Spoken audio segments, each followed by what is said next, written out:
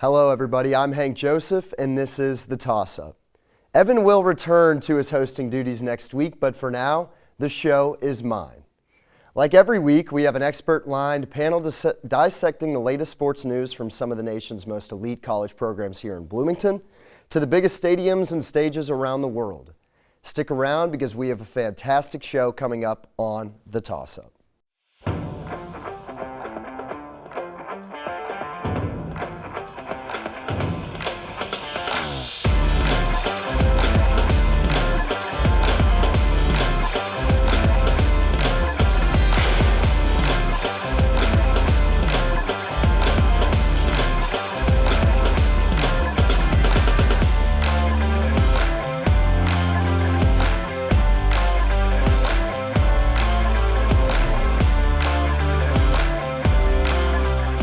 As the NBA regular season nears an end, with only 4 weeks remaining on the schedule, we are here to discuss our playoff predictions and potential winners for the end of the year awards. Joining the show this week to discuss the NBA is our very own Blake Spillers, Gabe Fenster, and Lionel Smelyanskiy. Gentlemen, welcome to the show. Thank you for having us. Thank you for having me. It's your show now, please. Hey, take it away. Thank you. Appreciate that. So let's get us started here. We're going to jump right in. Blake, who is the best team right now in the Eastern Conference? I'm going to have to go with the 76ers here. I mean, that pickup of James Harden just solidifies this team as the best team in the East. I mean, teams are going to have to double Joel or he's going to get an easy bucket, and they also can't leave Harden open. So I expect players like Tyrese Maxey and Thibault, I also expect them to have a really good postseason this year. Absolutely. Gabe, I feel like we have an idea of who you might pick, but go ahead and enlighten us. Well, I'm not going to disagree with Blake here. I just think it's a little too early to say the Sixers are the top of the East. Just give it a few more games and get Harden and Embiid, get that duo, the chemistry getting together, then I'll make my decision. But right now, I'm going to have to go with Miami and Milwaukee. Sure. Miami, obviously the best record in the NBA right now, and doing so without a lot of the guys. Yeah, I mean, Miami's not even fully healthy right now. I just got an update on my cellular device that Victor Oladipo's coming back next week in the 7-game homestand. So with Miami fully healthy, it's going to be extremely hard to stop them. Sure, go Hoosiers. Lionel, how about yourself? My pick for the Eastern Conference is going to have to be the Brooklyn Nets. People forget how much of a freak athlete Ben Simmons really is. He had a terrible moment in the playoffs against the Hawks, but everyone forgets he's 6'11", he's fast, he can play every position, he can guard every position. I think just around the corner in a week or two when he's back, the lineup's going to look Kyrie, Seth Curry, Kevin Durant's back tomorrow, Ben Simmons at the 4, and Andre Drummond at the 5. When they need shooting, LaMarcus Aldridge can stretch the floor. When they need more defense, Bruce Brown can take Seth Curry's spot at the 2. I think they have all the pieces they really need to go at the top spot in the East. Yeah, absolutely, and glad you mentioned the Bucks. They are the defending Eastern Conference champions and the defending NBA champions, and they really don't get a lot of respect. Record, obviously, says so. Who is the best team in the Western Conference? Lionel, we'll start with you and work our way backwards. So my pick for the Western Conference is another powerhouse, the Golden State Warriors.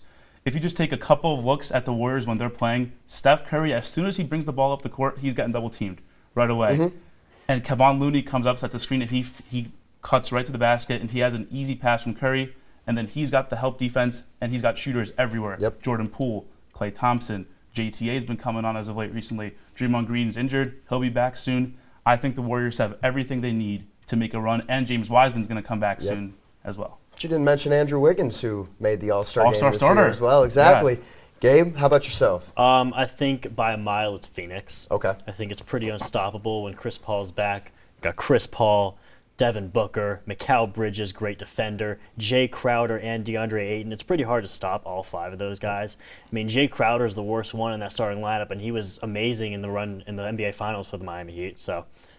Yeah, and Monty Williams, obviously, very Monty proud Williams will win Coach of the Year again, yeah, probably. proud of the veteran presence that they have on that team.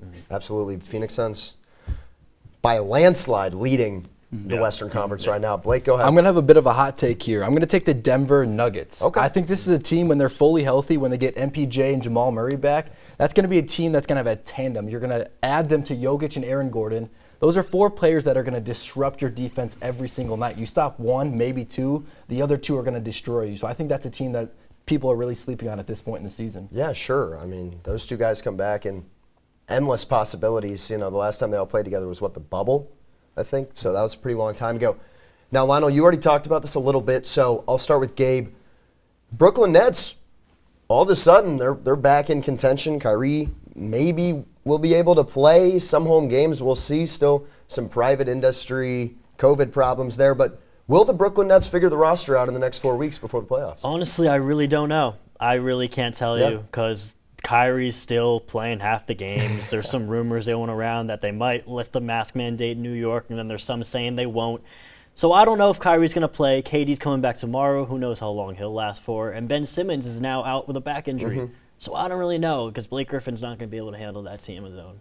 Yeah. So. Yeah, Blake Griffin. He's great, though. He can Blake, dunk again, remember? Yeah, we're talking Blake Griffin now, though. So Yeah, he can 5 dunk points again. a game, Blake Griffin. It's our guy. Blake, what you think? I think they're definitely going to be able to fix it. I mean, one, they've got Kevin Durant, one of the greatest players in the world, so he's going to be able to fix a lot of problems that other teams wouldn't be able to fix. And I think, honestly, the league's about money.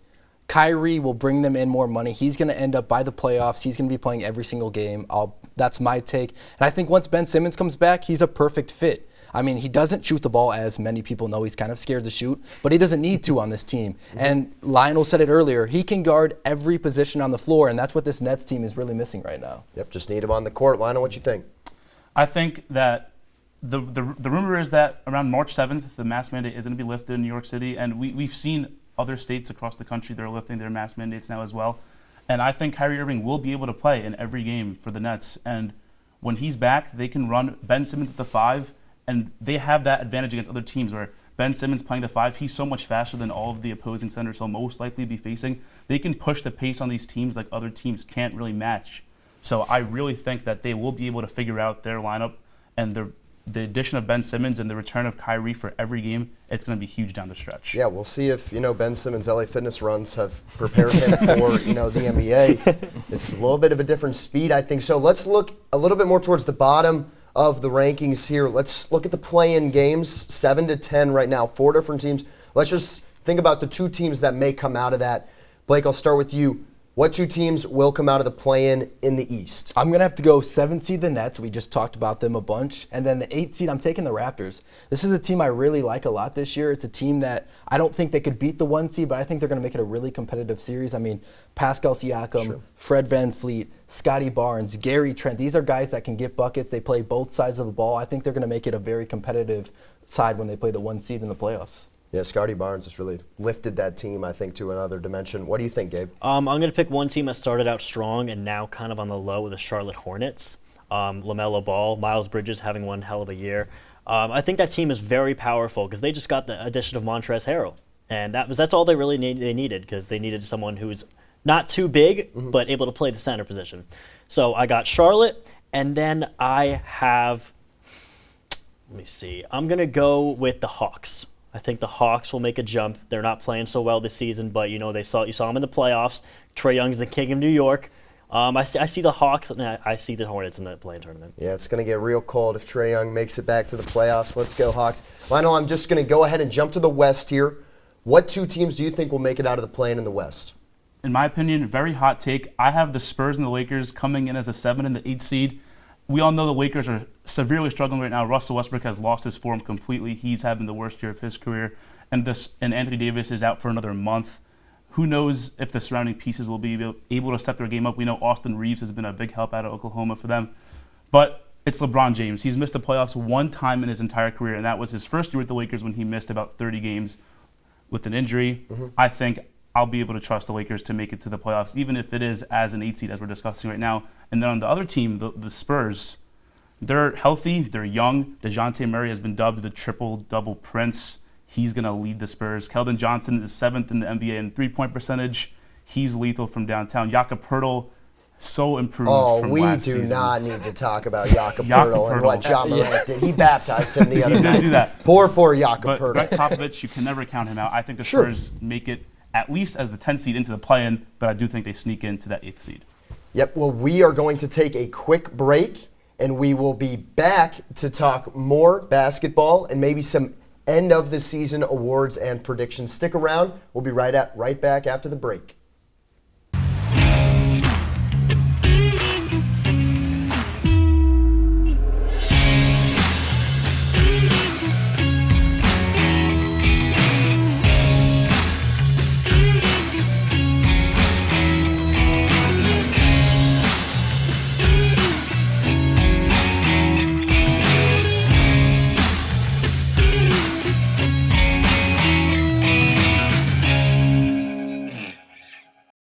Welcome back, and it's now time for our quick-fire NBA predictions. Okay, Blake, we're going to start with you.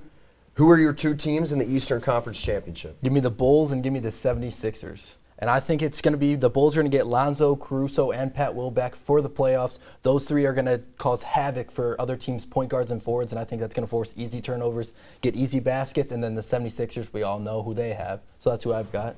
Yeah, Bulls fans are hungry to get those three guys back. That's all they ever talk about. Gabe, what about yourself? I'm not sure why Blake mentioned Alex Caruso in that sentence because I don't think Caruso's going to do anything to help the Bulls. But I have Miami and Milwaukee, like I said, the best two teams in the East right now. Milwaukee's going to come back. I really think Milwaukee's going to make it to the championship again, but Miami is definitely a tough team to beat. Yeah, a lot of experience on that Miami team, especially going in the bubble.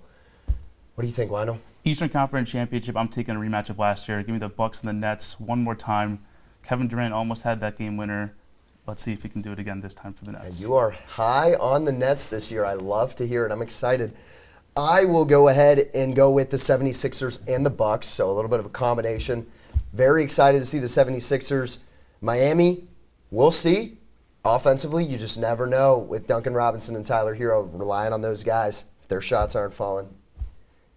Got a lot more shooters than Duncan and Tyler, but you know what? I'll let you think that. Anyways, let's go to the Western Conference Championships. Gabe, we'll start with you. Who are your two teams? Western Conference, I'm going to have to say Phoenix and Golden State. That's probably the highest odds right now. Best two teams in the West. Phoenix, like I said, pretty unbeatable with those five. And then Steph, Clay, and Draymond's going to come back soon. Also, I mean, those are all experienced players, obviously, throwback to 2016 to I don't even know whenever, but Golden State. Forever, right? It feels for like all forever. Of our high school, basically. But, so yeah, Golden State, Phoenix, and I don't really know who's going to win that one. That's going to be a really tough one. Sure, that's our next question anyways, so all right, there you make go. sure you Thinking think of it quick. Lionel, Western Conference Championship. I'm going to have to agree with Gabe. I'm going Golden State and Phoenix. They're powerhouses. They're so strong. They have 5 stars in every category. I mean, I don't see a way that they don't make it there. Blake? I'm going with the Warriors and Denver. I think once Denver gets healthy, that team's going to be a team that's tough to beat, and obviously they've already talked about why the Warriors are going to make it. Okay, I will play a different card. I'm going to go with what I think is the best defensive team in the NBA. They're not statistically. Memphis Grizzlies. Love the Memphis hustle. Love what they got going on. Love John Moran. Probably my favorite young player right now outside of Trae Young. Shameless plug for the Hawks there. And then I will go with the Warriors too. I just don't really know if the Suns will get it going in time. And I think that there's going to be a lot of questions coming up about DeAndre Ayton's contract as the end of this season nears. Who will play for the Larry O'Brien Trophy in June and who will win, Lionel? Two-parter. I'll take the Warriors and the Nets, a matchup that so many people want to see. Ben Simmons playing on the highest stage after missing about 3/4 of this season. Steph Curry, Kevin Durant, Klay Thompson, Kyrie Irving, the biggest stars on the biggest stage. It's a matchup that the fans want to see. It's a matchup the players want to see. It's a matchup the NBA wants to see. I want to see that very badly. It's a matchup the media wants to see. Yeah. That's the truth. Blake, what about you? I'm going to switch it up. I'm going 76ers are playing Denver. I think both teams are going to be able to scratch their way to the top to get there. I think the Sixers end up winning this series in 6. I think Joel Embiid is just too much. I think he's going to be MVP, Finals MVP. He's going to have a playoff run like Giannis had last year. Yeah, I mean, he could literally win every award when all is said and done this season. Gabe, what about you? Milwaukee-Phoenix rematch. Phoenix is taking it in 7. There we Chris go. Paul needs his ring. Everyone wants to see a little rematch, and I want to see Giannis lose. I love Giannis. I think he's a great guy, but he got his ring. And now he's arguably the top 20, best player of all time. So I want to see Chris Paul get his ring. And Devin Booker deserves something. He doesn't get the hype he deserves. I agree. Yeah, leading scorer for that team, and now they're both out, so hopefully the Suns can keep it going. I will go with the Sixers and the Warriors. I mean, right now, I think if you look at the whole regular season, they're probably the two most solid teams now that the Sixers have James Harden and, with the Warriors getting Draymond back, best defense in the league, he completes that team. Let's talk about Rookie of the Year. This one's been up for debate all season. Each guy, seemingly in and out of the number 1 spot. Gabe, we'll start with you, Rookie of the Year. This is the first time in a while that I have 3 players that I'm not too sure about. Yeah. And that's Evan Mobley, Scotty Barnes, and Cade Cunningham. Those guys are obviously very different players, They're all special in their own way. I wouldn't say Cade's helping his team much. Evan Mobley's definitely helping his team much. And Scotty's doing his thing. The Raptors, they could do some improvement. But Evan Mobley's doing his thing for the Cavs. So I'm going to have Evan at the top. And then I'm going to have Cade and then Scotty at 3. Okay, Lionel, what do you think? For me, it's between Evan Mobley and Scotty Barnes, but I'm definitely going to give it to Scotty Barnes here. Rookie season, he's already averaging 15 points, 7.5 rebounds. He's averaging just under 4 assists. I mean, he's playing like a veteran already in his first season. And the defense is just spectacular. If I had to compare him to a veteran, he's like Draymond Green, but he can shoot. Yep. And he can shoot consistently. He's in the top 5 in every rookie category besides three-pointers made. And that's just so impressive to see from a rookie like that. And I'm going to have to agree with Lionel. I think it's going to be a toss-up between Mobley and Scotty Barnes, and I'm going to give it to Scotty Barnes as well. I know you said that he's kind of helping the Raptors, but I think Mobley and himself are helping those teams because those teams were not expected to be playoff teams this year whatsoever, and both teams have exceeded those expectations, and a lot of a part does go down to those 2 players, but I think it'll be a toss-up at the end, but hopefully it goes to Scotty Barnes. Yeah, I mean, these last 20 games are really going to, decide that. Obviously, in the beginning, Evan Mobley led those Cavs into, the number 2 spot, and nobody expected them to be there right now. So it's hard for me not to give the nod to Mobley. I'm going to do that. Obviously, Darius Garland and Jared Allen, huge help to that team, but I will give the nod to Mobley. I just love what he's done in Cleveland. We've talked about defense a lot on this show so far.